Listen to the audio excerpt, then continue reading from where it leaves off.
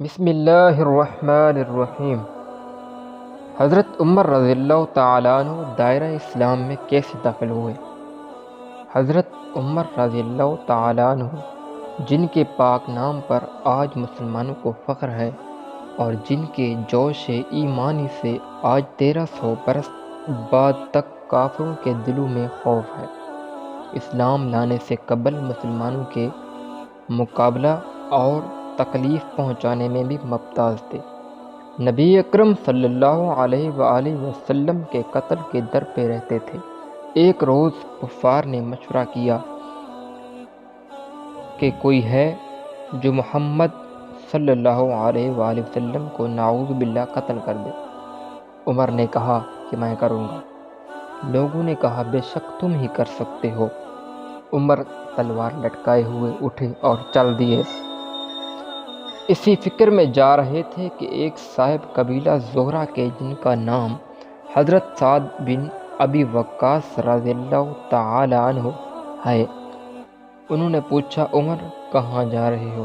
کہنے لگے محمد صلی اللہ علیہ وآلہ وسلم کے قتل کی فکر میں ہوں۔ نعوذ باللہ۔ سعد نے کہا کہ بنو ہاشم، بنو زہرہ اور بنو عبد مناف سے کیسے مطمئن ہو گئے؟ وہ تم کو بدلہ میں قتل کر دیں گے۔ اس جواب پر بگڑ گئے اور کہنے لگے کہ معلوم ہوتا ہے تو بھی بے دین یعنی مسلمان ہو گیا، لا پہلے تجھی کو نمٹا دوں۔ یہ کہہ کر تلوار سونت لی اور حضرت سعد رضی اللہ تعالیٰ عنہ نے بھی یہ کہہ کر کہ ہاں میں مسلمان ہو گیا ہوں، تلوار سنبھال لی۔ دونوں طرف سے تلوار چلنے کو تھی کہ حضرت سعد رضی اللہ تعالیٰ عنہ نے کہا کہ پہلے اپنے گھر کی تو خبر لے، تیری بہن اور بہنوئی دونوں مسلمان ہو چکے ہیں۔ یہ سننا تھا کہ غصے سے بھر گئے اور سیدھے بہن کے گھر گئے۔ وہاں حضرت خباب رضی اللہ تعالیٰ عنہ اور ان کی بیوی یعنی دونوں میاں بیوی قرآن شریف پڑھ رہے تھے۔ حضرت عمر نے کہا کہ دروازہ کھولو۔ ان کی آواز سے حضرت خباب رضی اللہ تعالیٰ عنہ تو جلدی سے اندر چھپ گئے اور صحیفہ بھی جلدی میں باہر ہی رہ گیا جس پر آیات قرآنی لکھی ہوئی تھی۔ ہمشیرہ نے دروازہ کھولا۔ حضرت عمر کے ہاتھ میں کوئی چیز تھی جس کو بہن کے سر پر مارا، جس سے سر سے خون بہنے لگا اور کہا کہ اپنی جان کی دشمن، تو بھی بددین ہو گئی ہے۔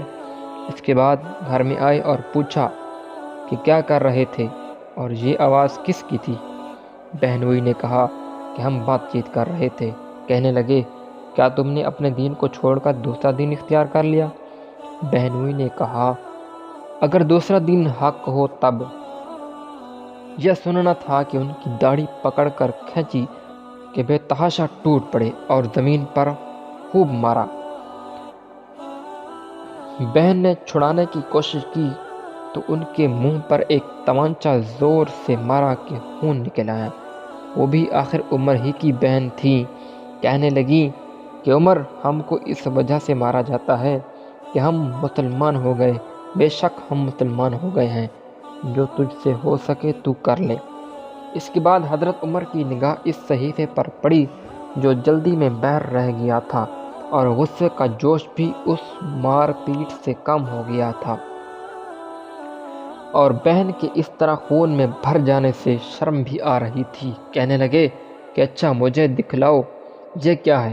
بہن نے کہا کہ تو ناپاک ہے اور اس کو ناپاک ہاتھ نہیں لگا سکتے۔ بہت زیادہ اصرار کیا مگر وہ بے وضو اور غسل دینے کو تیار نہ ہوئی۔ حضرت عمر نے غسل کیا اور اس کو لے کر پڑھا۔ اس میں سورۃ طٰہٰ لکھی ہوئی تھی۔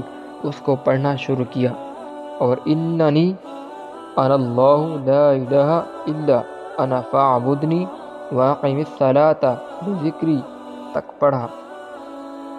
پڑھا تھا کہ حالت ہی بدل گئی۔ کہنے لگے اچھا مجھے محمد صلی اللہ علیہ وآلہ وسلم کی خدمت میں لے چلو۔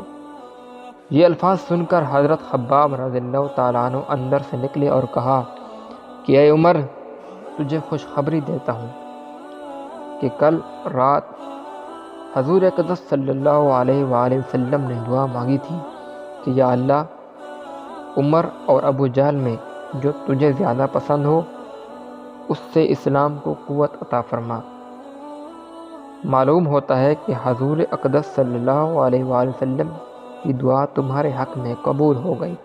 اس کے بعد حضور صلی اللہ علیہ وآلہ وسلم کی خدمت میں حاضر ہوئے اور جمعہ کی صبح کو مسلمان ہوئے۔ ان کا مسلمان ہونا تھا کہ کفار کے حوصلے پست ہونا شروع ہو گئے، مگر پھر بھی یہ نہایت مختصر جماعت تھی۔ وہ سارا مکہ بلکہ سارا عرب اس لیے اور بھی جوش پیدا ہوا اور جلسے کر کے مشورہ کر کے ان حضرات کو ناپید کرنے کی کوشش ہوتی تھی اور طرح طرح کی تدبیریں کی جاتی تھیں۔ تاہم اتنا ضرور ہوا کہ مسلمان مکہ مسجد میں نماز پڑھنے لگے۔